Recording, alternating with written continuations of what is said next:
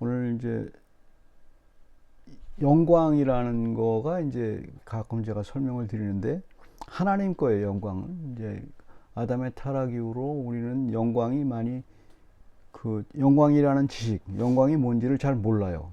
그다음에 모르다가 이제 그리스도를 통해서 영광이 뭔지의 빛을 이제 보게 되죠. 근데 무슨 얘기냐면 그리스도를 통하여서만 분명히 이제 하나님의 영광이라는 것을 알게 돼요. 그걸 어떻게 아냐? 이제 그거가 이제 믿는 사람은 그걸 체험을 해요. 조금만 힌트라도 체험을 하고 그것을 이제 말씀으로 체험을 하게 되죠. 그리고 이제 물론 이제 믿음으로 체험하게 되죠.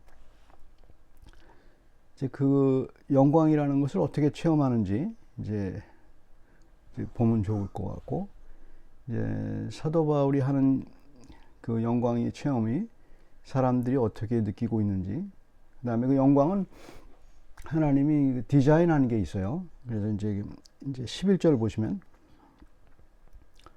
곧 영원부터 우리 주 그리스도 예수 안에서 예정하신 뜻대로 하신 것이라.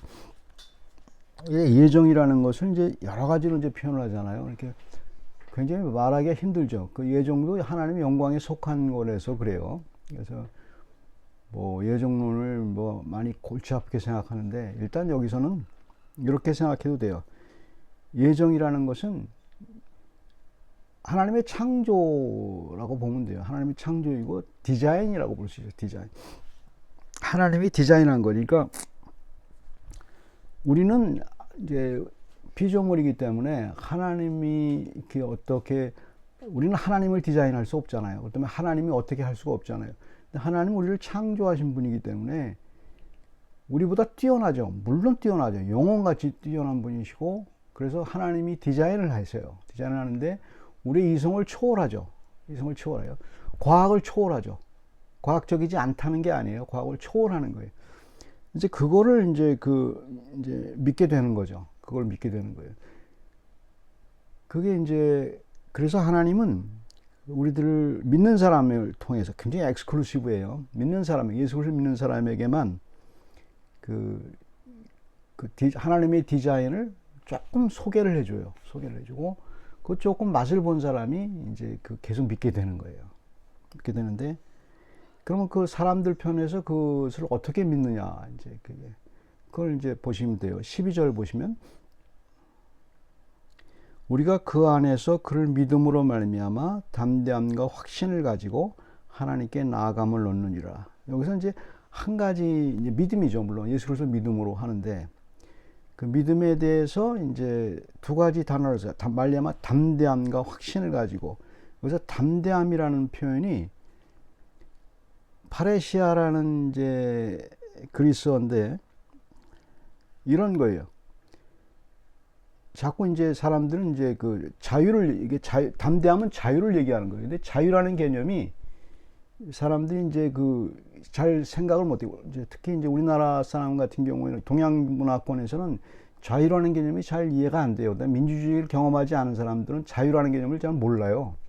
그리고 이제 그게 마음대로 할 수 있는 게 자유라고만 자꾸 생각한다는 말이에요. 근데 이제 서구 문화권에서는 이제 자유가 양심의 자유로 먼저 쓰였어요. 그래서 여기 뭐 보수적인 신학교라든가 이런 신학교는 아주 리버럴한 신학교에 반대해서 자유를 선포를 해요. 나는 보수를 계속 지킨다. 그래서 프리가 붙어요. 프리.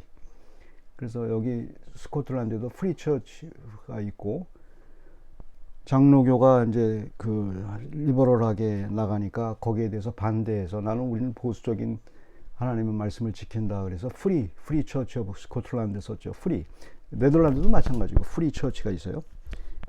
그게 그 개념이 있어요, 이제. 근데 우리나라 사람 경우에는 어렸을 때부터 그 프리라는 개념이 그냥 방종으로 자꾸 알아들어요. 마음대로 할 수 있는 걸로 자꾸 알아들어요.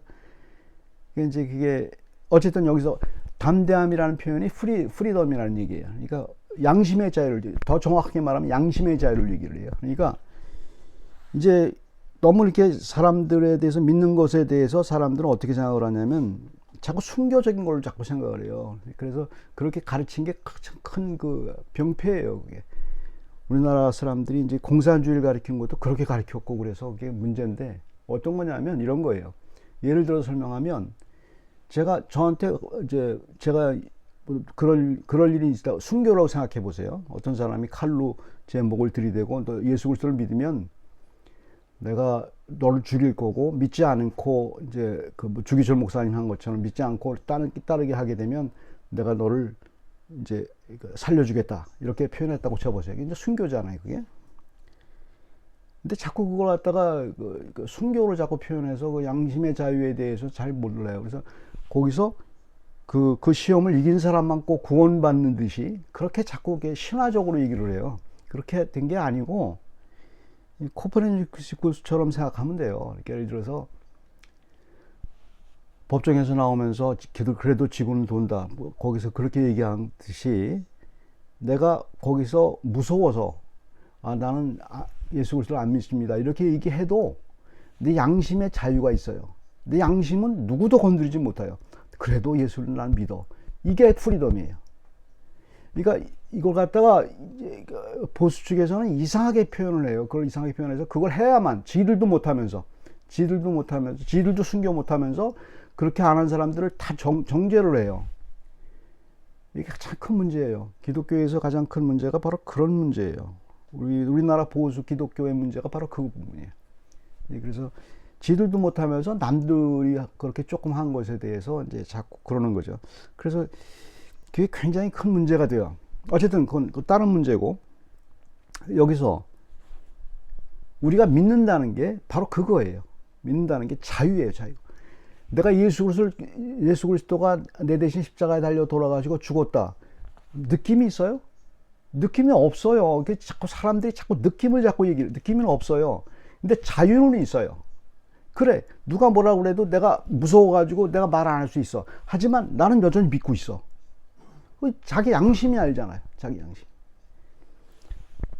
은혜에서도 마찬가지예요. 일반적인 사람들도, 일반적인 철학자들도 그걸 얘기했잖아요. 칸트가 대표적인 사람인데, 양심을 도무지 지울 수가 없는 거예요, 양심을. 자기. 이게 별과가 빛나서. 그래서 부정할 수가 없는 거예요, 자기 양심은. 그걸 뭐 프로이드는 뭐 문화적인 거다 막 자꾸 얘기를 하는데, 양심은 얘기할 수 없어요. 어떻게 방법이 없는 거예요. 그 자유를 얘기하는 거예요. 그 자유를 얘기하는 거예요. 그래서 그 자유가 이제 그 고통 속에서 있게 되죠. 그러니까 그런 상황, 평상시는 몰라요. 평상시는 모르다가 자기가 뭘 믿고 있는지는 모르잖아요. 근데 환란이 닥치면 알게 된단 말이에요. 여러 가지 고생하고 힘들 때 알게 돼요. 그때 내가 양심의 자유가 있단 말이에요. 내가 믿고 싶지 않아도 나는 여전히 믿고 있다는 사실을 발견하게 돼요. 그러면 된 거예요. 뭐 또 환경에서 믿는 사람이 왜 그렇게 행동해? 다른 사람도 꼭 그렇게 얘기를 해요. 나 스스로도 그렇게 내가 환난을 당하는데 믿는 사람으로서 이렇게 꼭 해야 되나? 이렇게 생각할 수는 있죠. 하지만 자기 스스로 정죄할 수는 없어요. 그거는 믿고 있으면 되는 거예요. 믿고 있으면 그건 본인만 알아요. 환난 때 알게 돼요. 환난 때 여전히 믿고 있다는 사실을, 자기가 믿고 있다는 사실을 알게 된단 말이에요. 그게 바로 하나님의 디자인이에요. 믿음으로 하나님이 그 예정에서 그렇게 만들어 놓은 거예요. 믿는 사람들에 대해서. 그러니까 세상 사람이 이해를 못하죠. 13절에 보면 더 아주 놀라운 구절이 있죠. 그러므로 너희에게 구하노니 너희를 위한 나의 여러 환난에 대하여 낙심하지 말라. 이는 너희의 영광이라. 이게 사도 바울은 지금 감옥에 있으면서 여러 가지 환난을 당하잖아요. 환난을 당한 이유가 그렇게 환난을 당함으로 인해서 그리스도가 전파가 되는 거예요. 자기 환난을 통해서 전파가 되는 걸 알아서. 그러니까 그게 그리스도를 전파가 되면 하나님의 영광을 알잖아요. 이제 사도 바울이 하나님의 영광을 체험을 했잖아요. 그래서 이제 얘기를 해주는 거예요. 그러니까 걱정하지 말라. 그래서 고생 안 한다는 게 아니에요. 고생 안 한다는 게 아니고 그 환난을 얘기해 주는 거예요. 환난이 내게 당한 환난이나 다른 사람들이 당한, 그리스도인이 당하는 환난이나 똑같은 게 있어요. 어떤 본질이냐면 조금 아까 말씀드렸듯이 그 담대함, 그 프리덤, 양심의 자유, 그걸 얘기했고, 믿음의 자유를 얘기했고, 계속 고통을 당하는데도 여전히 믿고 있단 말입니다. 여기서 이제 중요한 구절이 또 하나 있어요. 번역에 있어서 이제 낙심하지 말라 이런 표현이 있지 않습니까? 낙심하지 말라. 환난을 당하나 낙심하지 않는다. 이제 그런 표현이 있어요. 이거는 어떤 표현이냐면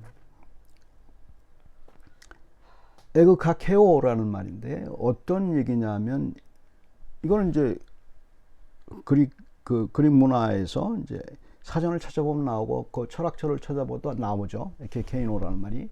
그건 무슨 얘기냐면 이런 얘기예요. 여러 환란을 이제 당하는데 환란을 당하는데 낙심하지 않는다는 얘기는 이런 얘기예요. 이 에케케이노라는 표현은 어떤 표현이냐면 여자가 임신을 하고 아이를 낳을 때 고통을 얘기를 해요. 아이를 낳는데 왜 아이를 낳을 수 있는 이유는 딱 한 가지 지식이 있어서 그래요. 무슨 지식이 있어요, 여자들에게는? 아이를 낳고서 그 낳은 것에 대한 기쁨을 알아요. 계속 나오잖아요. 자기 부모가 그렇게 했고, 그러니까 아이를 낳고 고통을 참는 이유가, 죽을 것 같은 고통을 참는 이유가 그걸 아는 거예요. 그 기쁨을 아는 거예요. 그래서 기쁨이 엄청 크단 말이에요. 애를 키우면서의 그 기쁨은 그 누구도 경험하지 못하는 기쁨이고, 특별히 여자에게 있는 특권이죠. 물론 뭐 남자도 그런 거 있지만 여자에겐 그 특권이에요. 그게 여자에게만 준 아주 독특한 특권이죠. 하나님 주신. 그러니까 그래서 환란을 참게 돼요. 그 지식이 있어서 환란을 참게 된단 말이에요. 낙심하지 않는 이유가 이제 그 지식이 있어서 환란을 참잖아요.